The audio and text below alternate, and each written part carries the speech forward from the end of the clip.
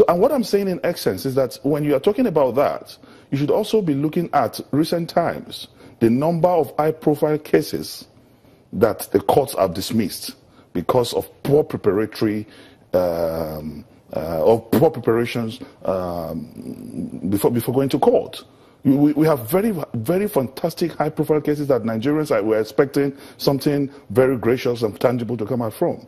The Fire Chase case is there. The FCN Mike Ozakume's case is there. The Patience Jonathan's case is there, and several other cases that within the last 2-3 months have outrageously been ruled against the EFCC. We want EFCC that will be packed. Integrity.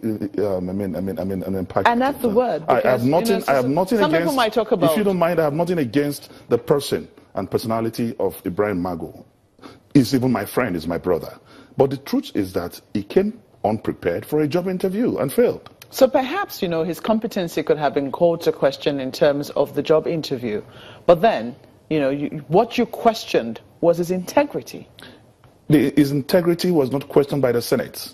The Senate only received a report from the DSS where paragraph 14 of that report states clearly that he has failed in the integrity tests to be the chairman of EFCC, and that he is going to be a liability to the anti-corruption crusade of President Muhammadu Buhari. Those words came from the DSS, not from the Nigerian Senate. You were the one. And the DSS is to Nigeria what the CIA and the FBI is to the United States of America. We cannot jettison the reports of the DSS. It will be catastrophic the day we begin to ridicule a Secret Service report of the DSS. So if we are not members of DSS, we are not part of the investigation of DSS, more importantly, the DSS sent that report and again reaffirmed that report. We hold our Secret Service, in very, very high esteem, and that would include the. We are supposed to. The NIA. The NIA, yeah. That would include the NIA as well, So when we hear reports of how the NIA, DG put calls through to the acting EFCC chair, saying that the money in the building belonged to them, one would have thought that what would have happened is that there would have been an immediate stand down. At the same time, these are all hearsay. Mm-hmm. We have not interviewed the NIA DG where he categorically told you that he made such calls. That's not been made public. It's just hearsay, and we're not supposed to relate on hearsay.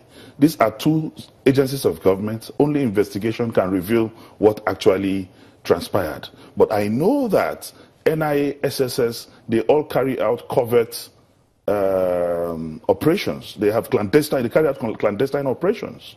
So, and this is ridiculing the integrity, the image of the Federal Republic of Nigeria. And we do expect that at their level, this should have been, if the money actually belonged to the NIA, it ought to have been clandestinely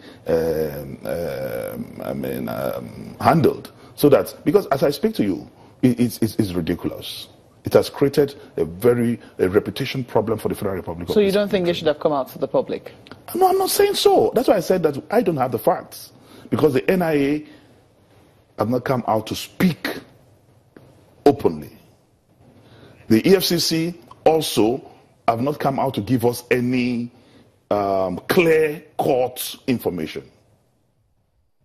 What we heard initially, they said the money belongs to a particular lady. Later they said it's Amechi's money. Later they said these are all individuals coming out to give you her say. But there is no statement from the EFCC categorically till I speak to say that the money belongs to this particular person. Okay. Let's take questions from Lagos. Well, Senator Melaye, this decision to suspend the DG of NIA and the SGF, politically speaking, is this likely to soften the stance of the Senate in considering certain matters from the presidency when they do write to the Senate? I will start by saying that we are not at war with the presidency. We have a very cordial relationship with the presidency, And the Nigerians, the 8th Senate, have tremendous respect, regard for the incorruptible Muhammadu Buhari. So we have not taken any stance that we need to soften. We will continue to relate with the presidency in accordance with our extant rules and the Constitution of the Federal Republic of Nigeria. Well, you did welcome this decision, this suspension, but many will say it's only a suspension. This panel, nobody knows what may be the content of the report. What if at the end of the day the panel says, well, we've checked, we don't have any proof that anything went wrong either with the DG of NIA or the SGF? With the reports or without the reports of the panel, the Senate is mandated by the provisions of Section 180, 181 of the Constitution to carry out investigations and also to report same. And I'm saying that the Senate will conclude our investigation, and we expect the presidency to respect our resolutions on this matter. What about your expectations, Senator Melaye? So, in essence, what I'm saying is the panel set up by the presidency will not be the final arbiter in this matter. Let's talk more about your expectations, Senator Melaye. While you expect that, you have the panel that is already set up to look at the remote causes of what is happening between within the SGF and, of course, the NIA. That panel is set up. What do you expect the panel to do? Do you expect it to look at backdates to the time when this money was said to have been released, say in the previous administration? Who would you like to see this panel talk to concerning this issue? I will only advise on a committee that was set up by the Senate. I'm not a member of the executive. We have our clear-cut mandate as stipulated in the Constitution of the Federal Republic of Nigeria. The panel is set up by the executive. They will do their job and report back to the executive. I am in the legislative arm of government, and I know that we are also looking at these same issues. In fact, these issues was raised and discovered on the floor of the Nigerian Senate. I even made presentations of documents sorry, I'm mixing it up now. It's a different case. But what I'm saying in essence is the issue of the SGF started from the National Assembly. Yes, I made presentations and even gave laid documents on the floor of the Senate. So I cannot say categorically what the executive, a panel set up by the executive should do, but rather I will contribute when we get to the floor, when we are considering the report by the Shewusani committee. So what are your expectations then? My expectations is that the inconclusive communication between the legislature and the president be concluded. Do you think that the presidency has set an example for that they can also expect of the legislature as well? How do you mean?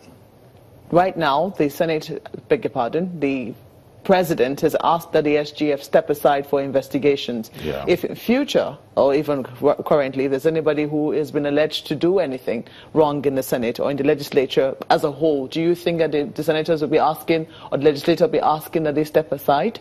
If any legislator has been indicted, or there is a report on any legislator, conclusive report on any legislator indicted, why not? But as we speak, everything... There must be a conclusive report? Not conclusive, what I mean, even if it's an interim report, indicting any senator.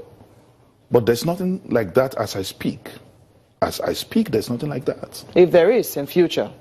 If there is in future, if, for example, I can only speak for myself. If I am indicted, I will definitely honorably step aside. Just like I did when the Committee on Ethics was probing me. I'm a member of the committee, but I stepped aside because I cannot be part of investigating myself.